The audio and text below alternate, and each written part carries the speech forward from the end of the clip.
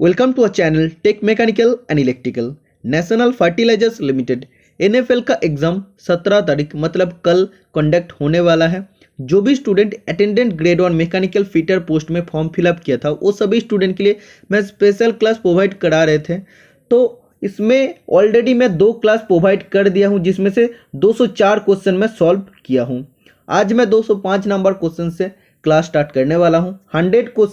100 plus question का मैं discussion करूंगा। आप लोग पूरा वीडियो देखिए, वीडियो आप सभी के लिए बहुत ज़्यादा हेल्पफुल होने वाला है।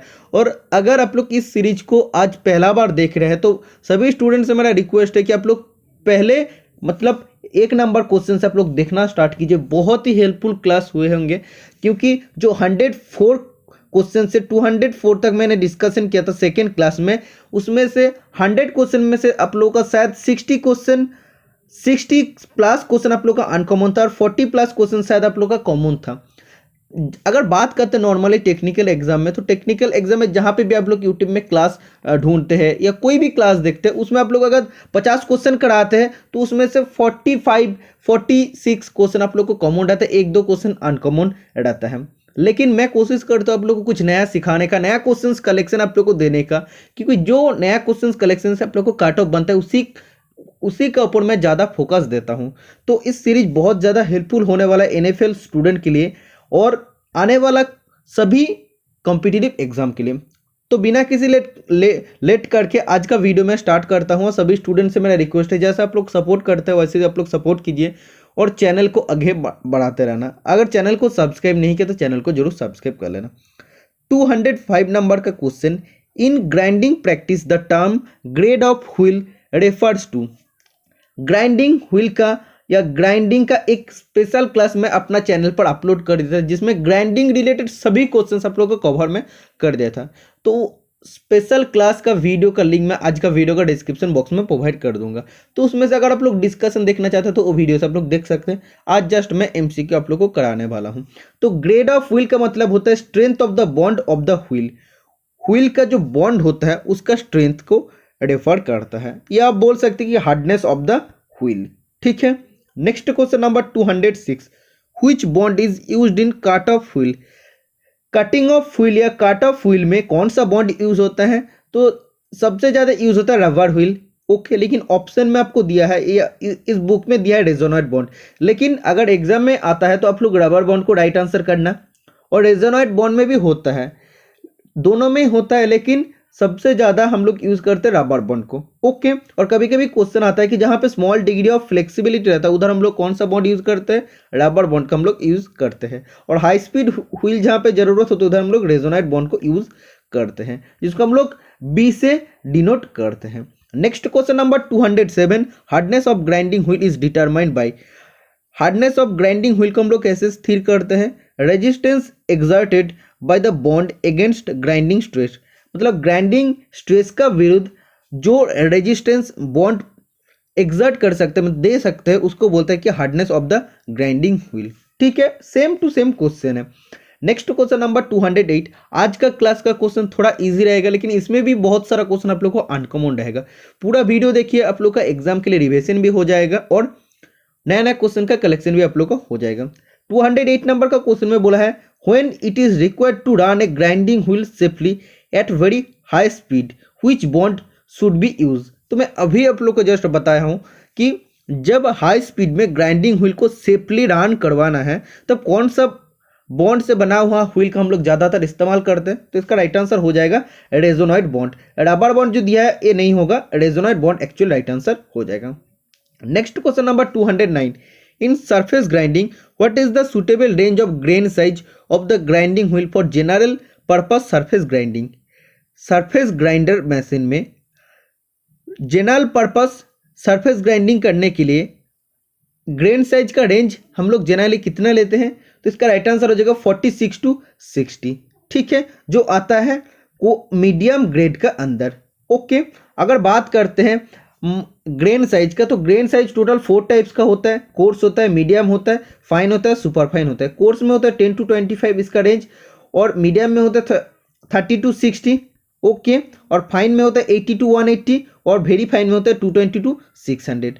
तो आप देख सकते हैं मीडियम ग्रेन साइज का अंदर ये आ रहा है। Next question number 210, as per Indian standard the grain size 46 comes under the group of. Indian standard का हिसाब से ग्रेन साइज 46 कौन सा ग्रुप का अंदर आता है? तो मीडियम ग्रुप का अंदर आता है, क्योंकि इसका रेंज है 30 to 60। ओके, तो 30 to 60 का अंदर क्या आ रहा है? 46 आ रहा है, तो मीडियम का अंदर आ रहा है। Next question number 211, the grid size of the abrasive used in grinding wheel is usually specified by. Grinding wheel में जो एब्रेसिव यूज होता है उसका ग्रिड साइज को कैसे हम लोग जेनरली या साधारण तो स्पेसिफाई करते हैं? तो इसका राइट आंसर हो जाएगा मेश नंबर का हिसाब से।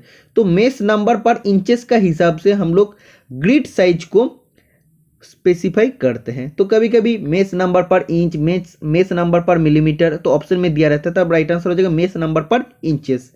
Next question number 212, bench grinder are used for. Bench grinder machine हम लोग जनरली कौन सा पर्पस के लिए यूज करते हैं? लाइट ड्यूटी वर्क के लिए यूज करते हैं।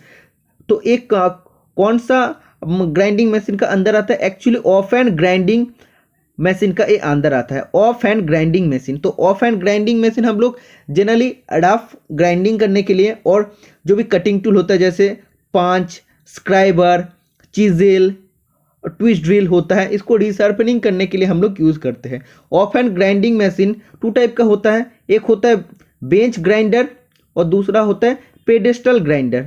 ठीक है, दूसरा होता है पेडेस्टल ग्राइंडर। जो बेंच ग्राइंडर होता है लाइट ड्यूटी वर्क के लिए होता है, जो बेंच पर फिक्स होता है, और जो पेडेस्टल ग्राइंडर मशीन होता है ये हेवी ड्यूटी पर्पस के लिए यूज होता है। जो बेस पर, इस पेडेस्टल मतलब क्या होता है? बेस आप लोग बोल सकते हैं। तो इसका बेस फ्लोर का साथ फास्टन हुआ रहता है, इसलिए हेवी ड्यूटी पर्पस के लिए यूज होता है। 213 नंबर का question, bench grinder are fitted on a. Bench grinder का नाम से आप लोग को पता चल जाता है कि ये बेंच पर फिक्स होता है। तो बेंच और टेबल सेम है, तो टेबल पर इसको हम लोग फिक्स करते हैं। Next question number 214, which one of the following statement is correct. निम्नलिखित में से कौन सा कथन सही है? Gauges are use to check the size. तो ये तो कथन सही, आप सभी स्टूडेंट जानते हैं। गेजेस जो एलो स्टील से बनता है, इसको हम लोग साइज को चेक करने के लिए यूज करते हैं, एग्जैक्ट मेजरमेंट के लिए हम लोग इसको नहीं यूज करते हैं। नेक्स्ट क्वेश्चन, और टेम्पलेट का जब बात की है, टेम्पलेट बनता है माइल्ड स्टील से, ये चीज आप लोग को जानना चाहिए। Next question number 215, at what standard temperature are the gauges kept in the section. मतलब कौन सा स्टैंडर्ड टेम्परेचर पर गेजेस को रखना चाहिए? तो इसका राइट आंसर हो जाएगा 20 degree centigrade. Next question number 216, which grade of slip gauge is generally used in the workshop. Workshop में हम लोग जनरली स्लिप गेज का कौन सा ग्रेड को इस्तेमाल करते हैं? ग्रेड डबल आई जो ग्रेड होता है इसको हम लोग यूज करते हैं। अगर आप बात करते हैं ग्रेड आई, तो ग्रेड आई को हम लोग कहाँ पे यूज करते हैं? इंस्पेक्शन पर्पस के लिए यूज करते हैं। अगर ग्रेड 00 का बात करते हैं तो रेफरेंस पर्पस के लिए यूज करते हैं, और ग्रेड ओनली 0 का बात करते हैं तो इसको हम लोग कैलिब्रेशन पर्पस के लिए यूज करते हैं। अगर इसका एक्यूरेसी का बात करते हैं तो आप सभी स्टूडेंट जानते हैं, बहुत बार मैं क्लास में आप लोगों को डिस्कशन कर दिया हूँ। रेफरेंस में सबसे पहले होता है 0.40 हो जाएगा 5 मिलीमीटर। ओके, अगर कैलिब्रेशन का बात करते हैं तो 0.00010 मिलीमीटर हो जाएगा। अगर इंस्पेक्शन का बात करते हैं तो 0.00015 मिलीमीटर हो जाएगा। और अगर बात करते हैं वर्कशॉप पर्पस का, जो क्वेश्चन में पूछा गया था, तो इसका एक्यूरेसी 0.00020 मिलीमीटर। समझ में आ गया है। Next question number 217, as per Indian standard special set gauge is used consisting of. तो इंडियन स्टैंडर्ड का हिसाब से स्पेशल सेट स्लिप गेज हम लोग यूज करते हैं, तो कौन सा पीसेस होता है? 112 पीस। ठीक है, और भी होता है, और भी क्या क्या होता है आप लोग को जान लेना चाहिए। The accuracy of reference gauge is, reference gauge का एक्यूरेसी कितना होता है? तो इसका राइट आंसर हो जाएगा 0.001 मिलीमीटर। ओके, तो इस क्वेश्चन को बहुत बार इसरो में पूछा गया है, तो मैं इसीलिए बोलता हूं कि टेक्निकल एग्जाम का MCQ question same to same होता है। आप लोग जो सोचते हैं कि अलग अलग एग्जाम का अलग अलग टेक्निकल एमसीक्यू आएगा, ऐसा कुछ नहीं है। थोड़ा सा डिफरेंस आता है, कुछ एक दो चैप्टर छोड़ के बाकी चैप्टर शायद इसमें रहता है और बाकी जगह में नहीं रहता है, ऐसे होता है। लेकिन ये जो एमसीक्यू है सभी कॉम्पिटिटिव एग्जाम के लिए बहुत ज़्यादा हेल्पफुल है। Next question number 219, in case of any bar on slip gauge it should be removed by. Slip gauge में बहुत ज़्यादा एक्यूरेसी होता है, आप लोग जानते हैं कितना एक्यूरेसी होता है, वो भी मैं आप लोगों को ग्रेड के हिसाब से अभी बता दिया हूँ। तो उसमें अगर बर्ड्स रहता है तो मतलब अनवांटेड जो छोटे छोटे चिप्स रहते हैं तो उसको रिमूव करने के लिए हम लोग कौन सा ऑपरेशन करते हैं, लैपिंग सरफेस फिनिशिंग ऑपरेशन या प्रिसिशन सरफेस फिनिशिंग ऑपरेशन हम लोग करते हैं। Next question number 220, hardness of slip gauge should be. Slip gauge का हार्डनेस कितना होना चाहिए, more than 63 HRC hardness in Rockwell scale, ठीक है। और हार्डनेस का बात करते हैं तो फाइल का हार्डनेस हो जाता है 60 HRC होता है, ओके। और स्लिप गेज का दूसरा नाम होता है जॉनसन गेज, क्योंकि एडवर्ड जॉनसन ने इसको आविष्कार किया था पहला बार, तो इसका नाम है जॉनसन गेज उसका हिसाब से। 221 नंबर का question, dash slip gauge is used for checking component with an accuracy of 0.00020 millimetre. मतलब कौन सा स्लिप गेज का एक ऐसा ग्रेड है जिसका एक्यूरेसी ये आप लोग को बता दिया है, तो इसका राइट आंसर हो जाएगा वर्कशॉप गेज, क्योंकि मैं अभी आप लोग को साथ बता दिया हूँ। नेक्स्ट क्वेश्चन नंबर 222 नंबर का क्वेश्चन, तो इस बुक का अगर बात करते हैं तो बहुत सारा क्वेश्चन का आंसर गलत दिया है, जो मैं ऑलरेडी उसको रेक्टिफाई किया हूँ, सुधार दिया हूँ, उसका बाद आप लोग के लिए मैं क्लास प्रोवाइड कर रहा हूँ। इसीलिए इस बुक को मैं सजेस्ट नहीं करता हूँ सभी स्टूडेंट को, क्योंकि एक दो क्वेश्चन में अगर आप लोगों को गलत मतलब आंसर आप लोग को मिल जाता है तो ये आप लोग को बाद में प्रॉब्लम हो सके। तो जो इंपॉर्टेंट बुक है मैं आप लोग को बता देता हूँ कि कौन सा बुक आप लोग को पढ़ना पड़ेगा। ये सब बुक का PDF तो मैं प्रोवाइड कर दूंगा क्लास कंप्लीट होने का बाद। 222 नंबर का क्वेश्चन में पूछा है, dash is used for checking accuracy of precision instrument. Precision instrument का एक्यूरेसी चेक करने के लिए कौन सा इक्विपमेंट का हम लोग यूज करते हैं, तो इसका राइट आंसर हो जाएगा गेज ब्लॉक। तो आप लोग जनरली जानते हैं कि स्लिप गेज का हम लोग यूज करते हैं, जैसे अगर वर्नियर हाइट गेज या माइक्रोमीटर का बात करते हो तो ये सब प्रिसिशन इंस्ट्रूमेंट होता है, उसका एक्यूरेसी को चेक करने के लिए हम लोग स्लिप गेज यूज करते हैं। स्लिप गेज को एक गेज ब्लॉक कभी कभी कहा जाता है, क्योंकि वो एक एक गेज ब्लॉक टाइप का होता है, और तो ऐसे भी नाम गेज है और ब्लॉक टाइप का होता है, रेक्टेंगुलर ब्लॉक टाइप का होता है, इसलिए उसको गेज ब्लॉक भी कभी कभी कहते हैं, इसलिए gauge block is the right answer हो जाएगा। नेक्स्ट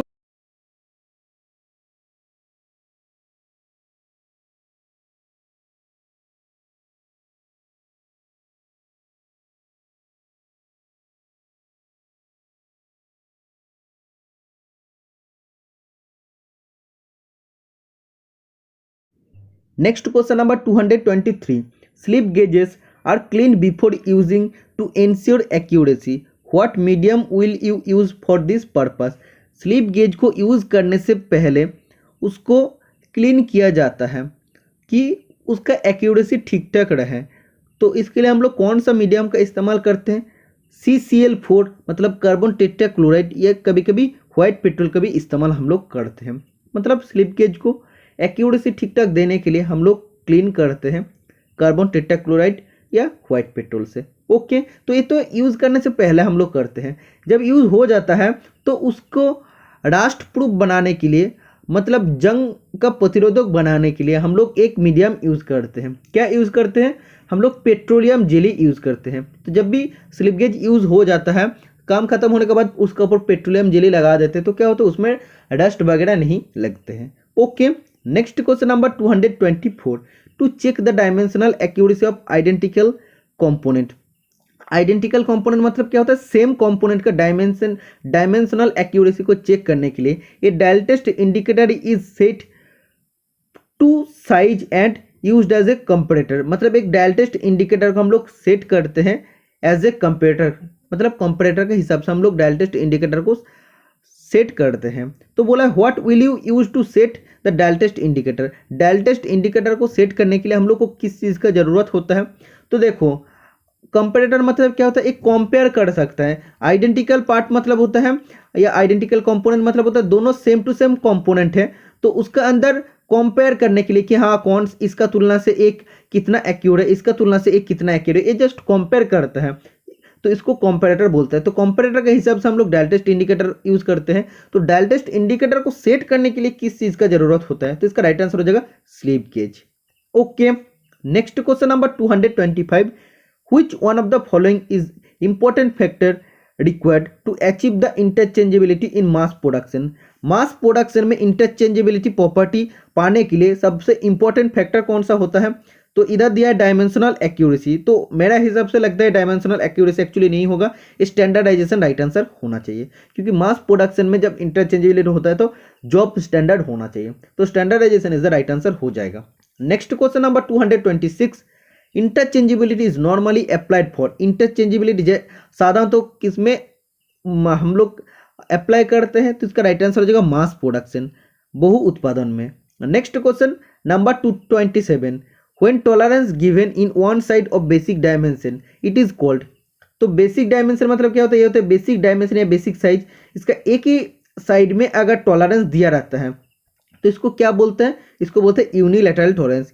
टॉलरेंस टू टाइप का होता है, एक होता है यूनिलैटरल टॉलरेंस और एक होता है बायलैटरल टॉलरेंस। जब बेसिक डायमेंशन का एक ही साइड में टॉलरेंस दे रहता है उसको बोलते हैं यूनिलैटरल टॉलरेंस, और बेसिक डायमेंशन का अगर दोनों साइड में टॉलरेंस दिए रहते हैं, अगर बोलते हैं कि बोथ साइड, तो तब राइट आंसर हो जाएगा बायलैटरल टॉलरेंस, क्योंकि बायलैटरल या बाय कलर जैसे बोलते हैं कि मतलब अलग अलग कलर, वैसे होता है कि टॉलरेंस भी दोनों तरफ होता है, इधर पॉजिटिव भी होता है नेगेटिव भी होता है, तो होते हैं बायलैटरल टॉलरेंस में। Next question number 228, the measured size of the dimension of a component are called as, कोई भी एक कंपोनेंट का डायमेंशन को मेजर करने के बाद उसको क्या बोलते हैं, तो इसको बोलते हैं actual size. Next question number 229, in the drawing the dimension of A shaft is shown, तो इसमें जो न्यूमेरिकल डिजिट दिया है वो गलत दिया है टोटली, तो मेरा हिसाब से जो होना चाहिए मैं वो आप लोग को बताता हूँ, ये एक्चुअली होगा 40, इसका बाद प्लस 0.068 और दिया है, प्लस 0.042 ऐसे दिया है, दो डिवीजन इसमें दे दिया है, बोला which is the size of shaft with in the tolerance, तो ये हो जाएगा which is the size of the shaft is not with in the tolerance, is not हो जाएगा, मतलब टॉलरेंस का अंदर कौन सा शाफ्ट का साइज नहीं आ रहा है, तो सभी आ जाएगा लेकिन ए नहीं आएगा, क्योंकि इसमें लोअर डिवीजन जो दिया है वो भी प्लस में दिया है, तो इसका हिसाब से ए राइट आंसर हो जाएगा। और ऑप्शन जो दिया है, ऑप्शन जो ए होगा वो ऑप्शन ए हो जाएगा 40.064 ऐसे होना चाहिए, ठीक है। तो जब क्वेश्चन इस टाइप का होगा तब राइट आंसर ए हो जाएगा 39.998, तो इसमें न्यूमेरिकल गलत दिया है, इसीलिए मैं आप लोग को बता दे रहा हूँ एक्चुअली क्या होना चाहिए था। 230 नंबर का क्वेश्चन में बोला है in hole basic system, hole basic system में क्या होता है, होल का जो साइज होता है वो कांस्टेंट रहता है, मतलब होल को सबसे पहले हम लोग बना लेते हैं, उसको हम लोग कांस्टेंट रखते हैं प्रॉपर साइज में बना के, उसके बाद शाफ्ट का साइज हम लोग वेरी करते हैं एज पर द होल का साइज। ओके, तो जनरली क्वेश्चन अगर पूछे जाता है कि हम लोग नॉर्मली कौन सा बेसिस ऑफ सिस्टम यूज करते हैं, तो राइट आंसर हो जाएगा hole basic system, because it is easy to fit a fitting job. Okay, next question number 231, the size of a component is given as 24, इसका बाद -0.1, what does -0.1 indicate, तो इसमें lower deviation is 0.1 ये हो जाएगा। Okay, तो ये भी क्वेश्चन अगर देखते तो ये भी सही से क्वेश्चन को दिया नहीं है, इसमें दो डिवीजन का बात ही नहीं किया, जस्ट माइनस दिया है, इसीलिए हम लोग को ये लिखना पड़ेगा कि ये लोअर डिवीजन की बात कर रहा है। Okay, next question number 232, the tolerance of a hole is the difference between the, hole का टॉलरेंस किसका बीच का डिफरेंस होता है, तो इसका राइट आंसर हो जाएगा option number B, maximum hole size minus minimum hole size हो जाएगा, लेकिन ऑप्शन में maximum hole size minus minimum hole size ही दे दिया है, तो एक्चुअली होता है maximum hole size minus minimum hole size. Okay, next question number 233, a hole whose lower deviation is 0 called basic hole, which one of the following letter indicates basic hole, तो आप लोग जानते हैं ये बेसिक साइज होता है। Okay, तो जब बेसिक होल का बात करते हैं तो होल का सबसे लास्ट जो डिविएशन होता है, लोअर डिविएशन H होता है, उसका बाद G होता है, मतलब जैसे ABCD से होता है वैसे होता है, तो लास्ट में जो लोअर डिविएशन होता है वो 0 होता है, तो उसको बेसिक होल कहते हैं, तो एक्चुअली लेटर क्या है, H होता है, capital H। Okay, next question number 234, which one having upper deviation 0, किसका अपर डिविएशन 0 होता है, तो बेसिक शाफ्ट का अपर डिविएशन 0 होता है, तो इसको कौन सा लेटर से हम लोग डिनोट करते हैं, तो इसका अपर डिविएशन 0 मतलब क्या होता है, स्मॉल h से हम लोग इसको डिनोट करते हैं, तो स्मॉल h राइट आंसर हो जाएगा। Next question number 235, A ball bearing on A shaft is the type of fit, एक शाफ्ट पर बॉल बियरिंग जो फिट होता है वो कौन सा फिट होता है, तो ये आता है ड्राइविंग फिट का अंदर। ओके, तो ड्राइविंग फिट कौन सा फिट का अंदर आता है, ड्राइविंग फिट आता है इंटरफेरेंस फिट का अंदर। ओके, क्लियरेंस फिट का अगर एग्जाम्पल पूछा जाता है तो लूज फिट होता है, रनिंग फिट होता है, स्लाइड फिट या मीडियम फिट होता है। ओके, अगर बात करते हैं इंटरफेरेंस फिट, तो इंटरफेरेंस फिट के अंदर आता है shrinkage fit, expansion fit, press fit, tight fit, medium force fit. Okay, transition fit के अंदर आता है पुश फिट और ringing fit.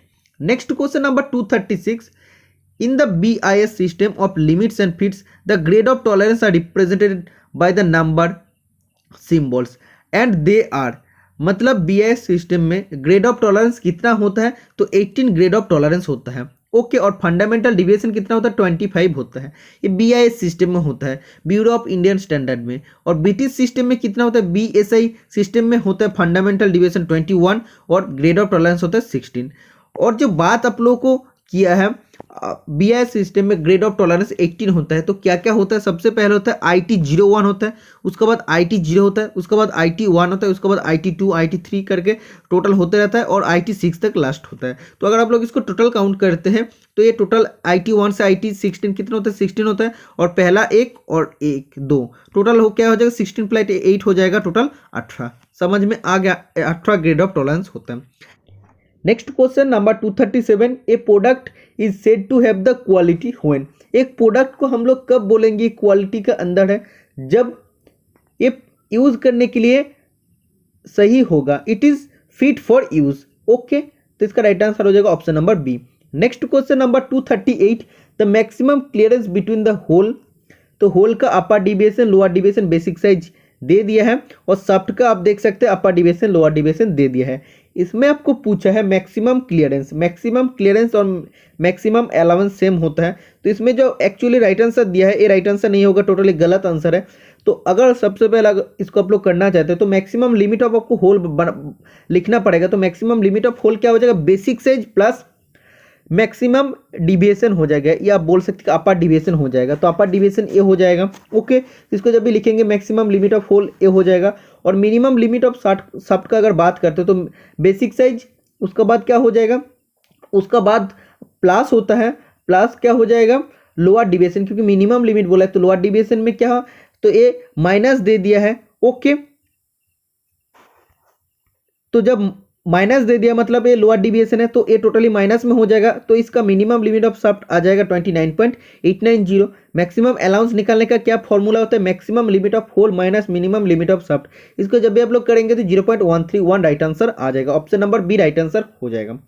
Next question number 239, a dimension is stated as the 25 ± 0.02 mm in a drawing, एक drawing में दे दिया है 25 ± 0.02, तो इसका टॉलरेंस कितना हो जाएगा आप लोग जानते हैं। इसको अगर आप लोग डायरेक्टली करते हैं 25.02 माइनस 24.98 करेंगे तो इसका राइट आंसर हो जाएगा प्लस 0.04। तो इसमें जब टॉलरेंस बोलेगा तो प्लस लिखने का कुछ नहीं है, इधर गलत दिया है, प्लस नहीं होगा, नॉर्मली 0.04 हो जाएगा, मिलीमीटर भी इसमें नहीं होगा। 240 नंबर का क्वेश्चन जो है मोस्ट इंपॉर्टेंट क्वेश्चन है, बहुत बार एग्जाम में पूछा जाता है। A pin is fitted in a hole, एक होल में पिन फिटेड होता है, the tolerance zone of the pin is entirely above the hole, जो पिन का टॉलरेंस जोन है टोटली होल का ऊपर रहता है। तो ये कौन सा फिट मिलता है हम लोग को, इंटरफेरेंस फिट मिलता है इसमें। Okay, next question number 241, tolerance is given to the part size 2, tolerance job में हम लोग क्यों देते हैं, production the part within the required permissible size arrow, मतलब जो पार्ट को हम लोग बना रहे हैं, प्रोडक्शन कर रहे हैं, उसको परमिसिबल साइज एरर का अंदर, मतलब एक परमिसिबल हम लोग लिमिट दे देते उसका अंदर बनाने के लिए, क्योंकि एग्जैक्ट बनाना बार बार संभव नहीं होता, मुमकिन नहीं होता। Okay, next question number 242, which one of the following is the clearance fit under the hole basic system, hole basic system में कौन सा क्लियरेंस फिट होता है, तो इस ऑप्शन का हिसाब से राइट आंसर हो जाएगा ऑप्शन नंबर डी 20H/G11 हो जाएगा। ओके, तो इसका एक्चुअली राइट आंसर क्या हो जाएगा, तो एक्चुअली 20H7G11 एक्चुअली होना चाहिए। ओके, तो अगर बात करते हैं इंटरफेरेंस फिट, तो इसमें से इंटरफेरेंस फिट हो जाएगा ए वाला, और अगर ट्रांजिशन फिट का एग्जाम्पल पूछा जाता तो ऐसे आप लोग को हो जाएगा H8J7, उसमें जे रहता है।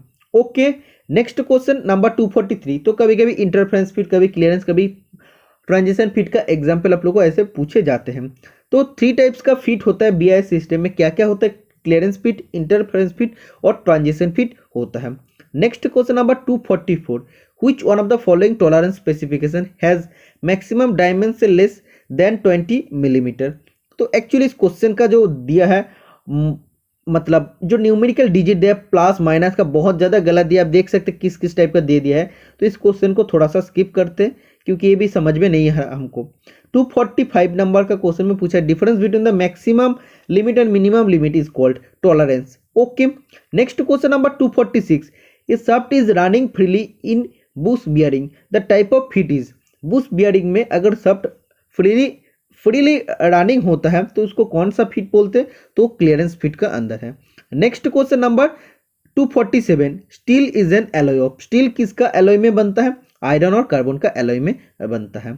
अगर स्टेनलेस स्टील का बात करता है तो उसमें क्या होता है? क्रोमियम और निकेल रहता है, जिसमें से 18% क्रोमियम और निकेल रहता है 8%। Next question number 248।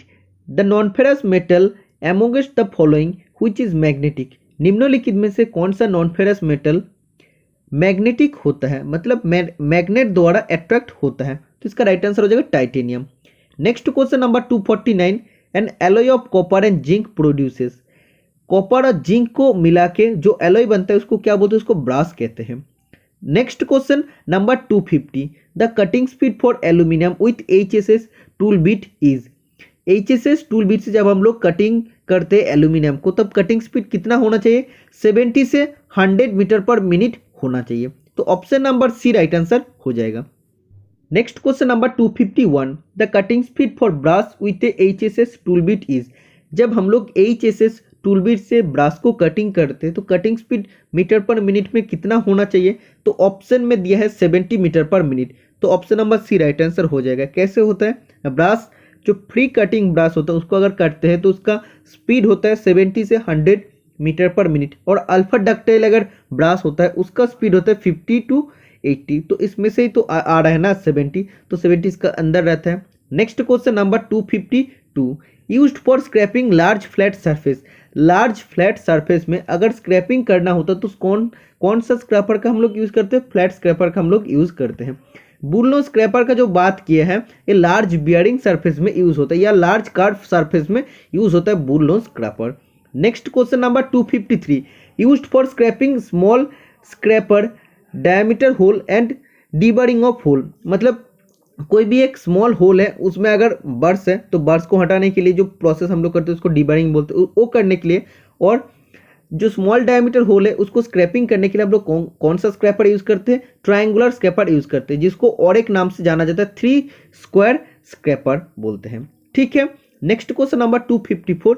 Used for scraping bearing surfaces which are neither too big और नॉट टू स्मॉल? तो बोला है बियरिंग सरफेस में स्क्रैपिंग करने के लिए यूज होता है, जो ज़्यादा बड़ा भी नहीं होता और ज़्यादा छोटा भी नहीं होता। कौन सा स्क्रैपर का यूज करते हैं? हाफ राउंड स्क्रैपर का हम लोग यूज करते हैं। Next question number 255। Used for scraping large diameter hole? Large diameter hole या लार्ज डायमीटर बियरिंग सरफेस या कर्व सरफेस है, उधर अगर स्क्रैपिंग करना होता तो बुल नोज स्क्रैपर का हम लोग यूज करते हैं। ओके, अगर हुक स्क्रैपर का बात करता है तो क्या होता है? कोई भी एक जॉब है उसका अगर सेंटर पोर्शन में अगर हम लोग को स्क्रैपिंग करना होता है, फ्लैट कोई भी सरफेस है उसका सेंटर पोर्शन में अगर हम लोग को स्क्रैपिंग करना पड़ता है तो हुक टाइप का एक स्क्रैपर होता है, उससे हम लोग सेंटर पोर्शन में स्क्रैपिंग कर सकते हैं। समझ में आ गया। Next question number 256। Dash is the correct dimension when the micrometer measures 45.54 millimetre if it is having a negative error of 0.02 millimetre? जब हम लोग माइक्रोमीटर से मेजर कर रहे हैं तो एक्चुअली रीडिंग क्या दिखा रहा है? 45.54 मिलीमीटर दिखा रहा है, और इसमें नेगेटिव एरर भी है 0.02 मिलीमीटर। तो इसका एक्चुअल रीडिंग क्या होना चाहिए? नेगेटिव एरर जब भी बोलेगा तो क्या हो जाएगा? प्लस हो जाता है 45.54 प्लस 0.02, तो राइट आंसर आ जाएगा 45.56 millimetre. Next question number 257। When the faces of the anvil, मतलब ये बात कर रहा है माइक्रोमीटर का, तो एनविल का फेस और the spindle touch each other, जो स्पिंडल होता है वो एक साथ टच किए हैं। ओके, बोला if the zero of the sleeve scale कॉन्साइड जो स्लीव मतलब बैरल का जो जीरो स्केल होता है वो अगर थिम्बल स्केल के जीरो का साथ मैच करते हैं तब उसको हम लोग क्या बोल सकते हैं, मतलब बोला एक माइक्रोमीटर है उसका अनव्हील और स्पिंडल दोनों कांटेक्ट में है तब बैरल का मतलब उसका उसको स्लिप कहते हैं, उसका जो जीरो कंडीशन है वो थिम्बल का जीरो का साथ मैच कर रहा है तो इसको हम लोग क्या बोल सकते हैं, नो एरर बोल सकते हैं, मतलब इसमें कोई भी एरर नहीं है, ये एग्जैक्ट है। अगर एनव्हील और स्पिंडल में टच होने के बाद कांटेक्ट आने के बाद भी ये अगर दोनों मैच नहीं करता, कोइंसाइड नहीं करता, तब उसमें हम लोग क्या बोल सकते हैं कि उसमें जीरो एरर है। तो जीरो एरर नेगेटिव है या पॉजिटिव है वो तो बाद में पता चलता है। अगर आउटसाइड माइक्रोमीटर का बात करते हैं तो वो अगर ऐसे बिलो द डाटूम लाइन होता है या बिलो द स्लीव का जो जीरो लाइन होता है बिलो होता है, मतलब नीचे अगर होता है तो वो होता है पॉजिटिव एरर, ठीक है। और अगर अबव द लाइन होता है तो वो होता है नेगेटिव एरर। समझ में आ रहा है ना। Next question number 258, depth bar is used for measurement of. Depth bar किसका मेजरमेंट करने के लिए यूज करते हैं, डेप्थ को, गहराई को मेजरमेंट करने के लिए हम लोग यूज करते हैं। Next question number 259, the dial test indicator shows the dimension as. Dial test indicator measurement को कैसे शो करता है, the magnified small variation in sizes through a pointer. तो एक्चुअली ये क्या होता है, ये जो पॉइंट होता है वो डायल टेस्ट इंडिकेटर का वो पॉइंट जब भी जैसे स्टाइल्स होता है या अनव्हील होता है वो जब भी कांटेक्ट में आता है वर्क पीस में, वो कितना वेरिएशन है वो कहाँ पे शो करता है, उसका जो डायल होता है डायल का पॉइंटर में वो शो करता है। नेक्स्ट क्वेश्चन नंबर 260 नंबर का, V block and dial test indicator method is use to measure the. V block और डायल इंडिकेटर यूज करके हम लोग क्या मेजर कर सकते हैं, circularity of the surface of the work piece, मतलब वर्क पीस का सरफेस में कितना सर्कुलरिटी है तो एक्चुअली कॉन्सेंट्रेटी होना चाहिए, या आप बोल सकते हो उसको सर्कुलरिटी भी बोल सकते हैं। Okay, next question number 261, which one of the following is not the correct about the dial test indicator. Dial test indicator का बारे में कौन सा कथन सही नहीं होता है, तो इसका तो 100 डिवीजन होता है, ये तो सही होता है। Motion of stem is transfer to the dial through a gear train, तो गियर ट्रेन का मदद से स्टेम का मोशन वो ट्रांसफर होता है डायल में। और used in junction width depth gauge, तो डेप्थ गेज का साथ ही यूज होता है, लेकिन इसका जो एक्यूरेसी बोला है 0.1 मिलीमीटर नहीं होता है। Okay, next question number 262, driving plates are used for. अभी इससे लेद का क्लास स्टार्ट होता है, इसमें से लेद का क्वेश्चन आप लोग को देखने को मिल जाएगा। तो आप देख सकते हैं मैं ऑलरेडी 3rd सेमेस्टर में ऑलरेडी आ गया हूँ, तो ऐसे ही क्लास आगे बढ़ते रहेगा। एनएमडीसी स्पेशल क्लास भी आने लगेगा तो उसमें भी ये सब क्वेश्चन मैं और भी आप लोगों के लिए सॉल्व करवा दूंगा, तो कोई भी एक टेक्निकल एग्जाम में आप लोगों को प्रॉब्लम नहीं होगा। ड्राइविंग प्लेट किसके लिए यूज होता है, driving the shaft between centre with A lathe dog. Lathe dog का साथ शाफ्ट को दोनों सेंटर का बीच में ड्राइविंग करने के लिए ड्राइविंग प्लेट का हम लोग इस्तेमाल करते हैं। ओके, ड्राइविंग प्लेट में क्या रहता है, एक पिन रहता है, उसमें लेद डॉग ऐसे ही टच होता है, उसके बाद क्या करता है शाफ्ट को घुमाते रहते हैं। जो भी स्टूडेंट यूज किए हैं लेद मशीन अगर चलाया है तो सभी स्टूडेंट जानते हैं। Balancing is done in the face plate work. जब फेस प्लेट में हम लोग करते हैं यूज करते हैं तब हम लोग बैलेंसिंग करना पड़ता है। तो हम लोग क्यों करते हैं, for uniform rotation of work. Uniform rotation work पाने के लिए हम लोग बैलेंसिंग करते हैं। ओके, अगर उसको सही से हम लोग बैलेंसिंग नहीं करते हैं तो क्या हो जाएगा, सही से वो घूमेगा नहीं, डांसिंग करेगा। नेक्स्ट क्वेश्चन नंबर 264, ये face plate is use to hold. Face plate हम लोग किसको होल्ड करने के लिए यूज करते हैं, कोई भी इरेगुलर जॉब होता है और जो यूनिफॉर्म नहीं होता है उसको होल्ड करने के लिए यूज होता है। ओके, नेक्स्ट क्वेश्चन नंबर 265, मैं आप लोग को पहले ही बोला था आज का क्लास थोड़ा इजी रहेगा, फिर भी आप लोग को बहुत सारा क्वेश्चन नया नया देखने को भी मिल रहा है और रिवीजन भी हो रहा है। पूरा वीडियो आप लोग देखे, जो भी स्टूडेंट शांत होकर पूरा वीडियो देखेगा वो सभी स्टूडेंट का अंदर पेशेंस है, एटलीस्ट मेरा बात सुन रहा है, तो वो सभी स्टूडेंट के लिए बहुत ही हेल्पफुल होने वाला है आने वाला एग्जाम में। Next question number 265, what is correct angle plate used with face plate. Face plate का साथ कौन सा एंगल प्लेट हम लोग यूज करते हैं, सॉलिड टाइप एंगल प्लेट हम लोग यूज करते हैं। Next question number 266, face plate is made from. तो फेस प्लेट किस मटेरियल से बनता है, कास्ट आयरन CI से बनता है।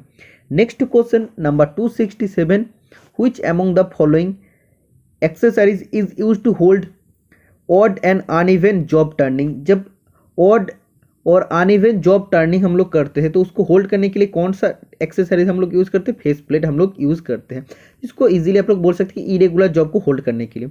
सेम टू सेम आप लोगों को क्वेश्चन पूछा गया है, irregular shaped workpiece is turned on lathe, एक इरेगुलर शेप वर्कपीस को हम लोग लेथ में टर्निंग कर रहे हैं तो कौन सा होल्डिंग एक्सेसरीज को, वर्क होल्डिंग एक्सेसरीज का जरूरत होता है, तो फेस प्लेट का जरूरत होता है। Next question number 269, the pads of a steady rest are made from, steady rest का पैड किस मेटेरियल से बनता है, तो ये सब क्वेश्चन बहुत बार क्लास में डिस्कशन कर दिया हूँ। एक्चुअली फॉस्फोरस ब्रोंज से बनता है, तो ऑप्शन के हिसाब से इधर ब्रास राइट आंसर हो जाएगा।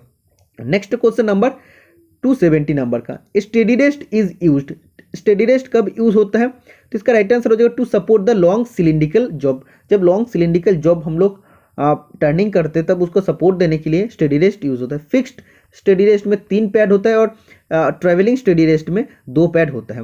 इसमें बोला है a follower steady rest is held on the, follower steady rest का दूसरा नाम है ट्रेवलर या ट्रेवलिंग स्टेडी रेस्ट, तो इसको हम लोग कहाँ पे होल्ड करते हैं, लेथ कैरेज। कभी कभी ऑप्शन में दिया रहता है कि सैडल, तो सैडल पर भी कभी कभी दिया रहता है, तो कैरेज का तो दो पार्ट होता है ना, एक से होता है सैडल और दूसरा होता है एप्रॉन, तो सैडल भी कभी कभी ऑप्शन में रहता है और लेथ कैरेज भी कभी कभी ऑप्शन में रहता है। ओके, अगर बात करते हैं कि फिक्स्ड स्टेडी रेस्ट कहाँ पे फिक्स होता है, तो लेथ बेड पर उसको हम लोग फिक्स करते हैं। और ट्रेवलिंग स्टेडी रेस्ट इसका नाम क्यों है, या फॉलोअर स्टेडी रेस्ट इसका नाम क्यों, एक कटिंग टूल को फॉलो करते करते आगे बढ़ता है, ये ट्रेवल करते कभी फिक्स नहीं होता। Okay, next question, when turning long workpiece the following is used, जब लॉन्ग वर्कपीस का हम लोग टर्निंग करते हैं तब उसको सपोर्ट देने के लिए हम लोग स्टेडी रेस्ट का इस्तेमाल करते हैं। Okay, next question number 273, how many types of lathe as per manufacturing, manufacturing का हिसाब से लेथ कितने प्रकार का होता है,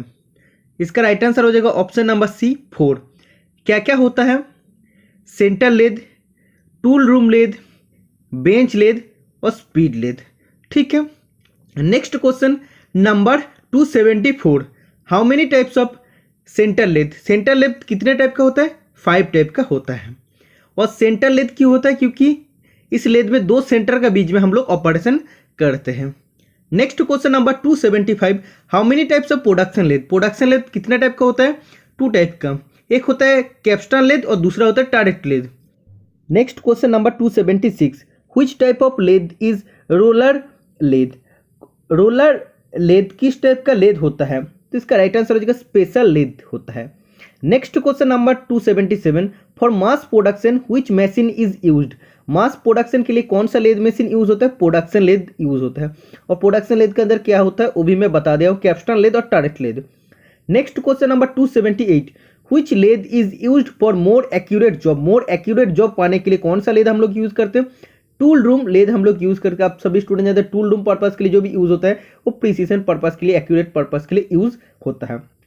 279 नंबर का क्वेश्चन में पूछ रहे हैं, the accuracy of tool room lathe is dash to compare centre lathe, centre lathe का तुलना से टूल रूम लेथ का एक्यूरेसी मोर मतलब ज्यादा होता है। Next question number 280, in locomotive assembly wheel with axle is turning on dash lathe, locomotive assembly wheel with axle में जो टर्निंग करते हैं वो कौन सा लेथ में होता है, व्हील लेथ में होते हैं। तो आप देख सकते हैं मैक्सिमम क्वेश्चन आप लोगों के लिए अनकॉमन है और बहुत ही इंपॉर्टेंट आप लोग को देखने को मिल रहा है। नेक्स्ट क्वेश्चन नंबर 281 नंबर का, which one of the following is use to hold the regular workpiece, regular workpiece को होल्ड करने के लिए कौन सा वर्क होल्डिंग डिवाइस यूज होता है, थ्रीजर चक यूज होता है, इसको सेल्फ सेंटरिंग चक कहते हैं।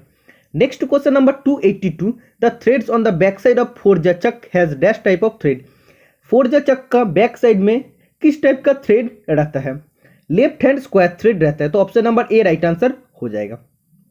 Next question number 283, scroll and gear mechanism is employed in, scroll और गियर मैकेनिज्म कौन सा चक में होता है, थ्रीजर चक में होता है। Next question number 284, the size of the three jaw chuck is specified by, three jaw chuck का साइज हम लोग कैसे स्पेसिफाई करते हैं, the diameter of the body of the chuck, chuck का डायमीटर का, बॉडी का डायमीटर का हिसाब से हम लोग उसका साइज को स्पेसिफाई करते हैं। Next question number 285, the magnetic chuck is aligned dash with the traverse of the work table, तो बोला है मैग्नेटिक चक उसको हम लोग अलाइन करते हैं जो वर्कटेबल ट्रैवर्स होता है उसका साथ, तो उसका साथ हम लोग पैरेलली हम लोग उसको अलाइन करते हैं। ओके, जो वर्कटेबल होता है उसका साथ हम लोग अलाइन करते हैं उसको parallelly. Okay, next question number 286, the equipment which removes residual magnetism from the ground workpiece. Ground workpiece से रेसिडुअल मैग्नेटिज्म को रिमूव करने के लिए, हटाने के लिए हम लोग कौन सा इक्विपमेंट का यूज करते हैं? डीमैग्नेटाइजर का यूज करते हैं।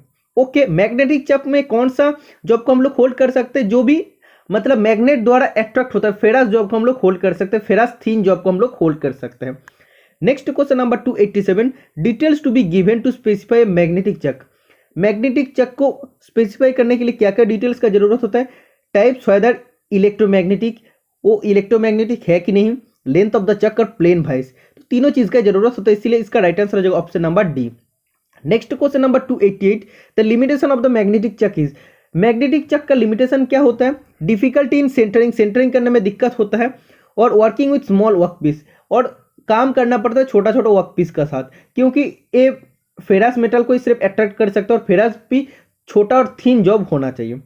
Next question number 289, the purpose of demagnetizer when using magnetic chuck is. Magnetic chuck जब हम लोग यूज करते हैं तो डीमैग्नेटाइजर का क्या काम होता है? तो पहले तो हम लोग बता दिए कि ग्राउंड वर्कपीस से रेसिडुअल, ग्राउंड वर्कपीस का अंदर से रेसिडुअल मैग्नेटिज्म को हटाते हैं, और एक काम क्या होता है? Demagnetise both Chuck and workpiece, workpiece और चक को वो डीमैग्नेटाइज करते हैं। Next question number 290, knurling operation is done at the. Knurling operation हम लोग कितने स्पीड में करते हैं? जो टर्निंग स्पीड होता है उसका 1/3 स्पीड में करते हैं। Option number C right answer हो जाएगा।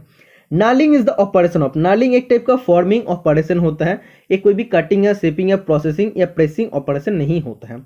Next question number 292, mandrel generally used when machining with. Mandrel हम लोग जब यूज करते हैं जनरली, तो उसमें शॉर्ट फेसिंग कट हम लोग दे सकते हैं, ज़्यादा हेवी कट हम लोग उसमें नहीं दे सकते। इसमें 1:2000 में टेपर रहते हैं। 1:2000 इसको क्या बोलते हैं? टेपर रेशियो, जिसको कॉनिसिटी कहते हैं। Next question number 293, the taper ratio of Morse taper is. Morse taper का टेपर रेशियो कितना होता है? 1:20 होता है। 1:20 राइट आंसर हो जाएगा, और इसका एंगल अप्रॉक्स 3 डिग्री होता है, और 5/8 TPF आप लोग बोल सकते हैं। Next question number 294, the more standard taper is available in. Morse taper कितने में अवेलेबल होता है? टोटल 8 नंबर में अवेलेबल होता है। MT0 से MT7 तक टोटल 8 नंबर में होता है। Next question number 295, taper turning by offsetting the tail stock method can produce. Tail stock offsetting method का द्वारा जो टेपर टर्निंग हम लोग करते हैं, उसमें सिर्फ हम लोग एक्सटर्नल टेपर और एक्सटर्नल थ्रेड को काट सकते हैं, तो इसका राइट आंसर हो जाएगा an external taper, right answer हो जाएगा। Next question, by using taper turning attachment taper can be turned with a setting angle up to. Taper turning attachment method use करके जब हम लोग टेपर करते हैं तो उसमें कितना डिग्री एंगल तक हम लोग टेपर टर्न कर सकते हैं? तो मैक्सिमम 15 डिग्री एंगल तक हम लोग टेपर टर्न कर सकते हैं, और जनरली हम लोग 10 to 12 डिग्री तक करते हैं, मैक्सिमम 15 डिग्री तक हम लोग कर सकते हैं। Next question number 297, the accuracy of taper is generally checked by means of A. Taper का एक्यूरेसी को चेक करने के लिए हम लोग जनरली क्या यूज करते हैं? टेपर गेज यूज करते हैं, चाहे वो प्लग गेज है या रिंग गेज है, हम लोग यूज करते हैं। Next question number 298, turning taper by compound rest method involves working slowly with. जो turning taper by compound rest method से होता है, तो उसमें एक्चुअली क्या होता है? उसमें एंगुलर मेजरमेंट होता है, क्योंकि कंपाउंड रेस्ट मेथड को हम लोग को एंगुलर में सेट करना पड़ता है, और धीरे धीरे टेपर को करता है। Next question number 299, long tapers are produced. Long taper किसमें होता है? लेंदी टेपर होता है सिर्फ और सिर्फ टेल स्टॉक ऑफसेटिंग मेथड में। नेक्स्ट क्वेश्चन नंबर 300, और भी क्वेश्चन है, पूरा वीडियो आप लोग देखिए, 300 में ही कंप्लीट नहीं है। The length of turn taper are checked with. Taper को हम लोग टर्निंग कर दी है, उसके बाद उसका लेंथ को चेक करने के लिए हम लोग क्या यूज करते हैं? वर्नियर कैलिपर हम लोग यूज करते हैं। नेक्स्ट क्वेश्चन द 301 नंबर का, the disadvantages of taper turning using compound slide are. Compound slide से जब हम लोग टेपर टर्निंग करते हैं तो उसका असुविधा क्या होता है? ओनली शॉर्ट टेपर, या बोल सकते हैं steep taper can cut due to the restriction of the compound slide. और कंपाउंड स्लाइड का रेस्ट्रिक्शन होने का कारण हम लोग स्मॉल और स्टीप टेपर ही कट सकते हैं। Next question number 302, external tapers are checked with. External taper को हम लोग कैसे चेक कर सकते हैं? टेपर रिंग गेज, और इंटरनल टेपर को चेक कर सकते हैं हम लोग टेपर प्लग गेज के मदद से। Next question, the use of taper turned on lathe is. Lathe machine पर हम लोग टेपर टर्निंग क्यों करते हैं? तो आप लोग जानते हैं assist to transmit drive in assemble part, दोनों असेंबल पार्ट का बीच में ड्राइव को ट्रांसमिट करने के लिए और जो पार्ट है उसको असेंबली और डिसअसेंबली इजीली करने के लिए। ओके, और गिव सेल्फ अलाइनमेंट इन असेंबल पार्ट, दो असेंबल पार्ट में सेल्फ अलाइनमेंट करने के लिए। तो इसलिए इसका राइट आंसर हो जाएगा all of the above. Next and last question आज का क्लास का, which type of method is used when mass production of producing of small length of taper. Small length of taper जब भी बोलेगा तब क्या हो जाएगा, फॉर्म टूल हो जाएगा, क्योंकि इसमें मास प्रोडक्शन बोला। एक्चुअली देखो स्मॉल लेंथ ऑफ टेपर में अभी बता के आया हूँ कि कॉम्पाउंड स्लाइड में होता है शॉर्ट टेपर और क्या होता है स्टीप टेपर, हम लोग कर सकते हैं सिर्फ और सिर्फ कंपाउंड स्लाइड मेथड में। लेकिन इसमें मास प्रोडक्शन बोला है, मास प्रोडक्शन में हम लोग फॉर्म टूल यूज करते हैं, फॉर्म टूल यूज करके हम लोग जल्दी जल्दी टेपर बना सकते हैं, इसमें स्मॉल लेंथ ऑफ टेपर ही कर सकते हैं। तो इतना ही था आज का क्लास का टोटल क्वेश्चन। तो इसमें आप लोगों का खत्म होता है NFL का प्रिपरेशन। बाकी आप लोग के पास और टाइम भी नहीं है, जो भी आप लोग के पास नोट आप लोग पढ़ाई कीजिए। वीडियो पसंद है तो ऐसे चैनल को सपोर्ट करते रहना। NMDC का क्लास बहुत जल्दी आने वाला है, तो ऐसे सपोर्ट करेंगे तो और भी अच्छा क्लास मैं प्रोवाइड कर पाऊंगा। चैनल को आप लोग जरूर सब्सक्राइब कीजिए और मिलते हैं नेक्स्ट वीडियो में। Tata bye bye.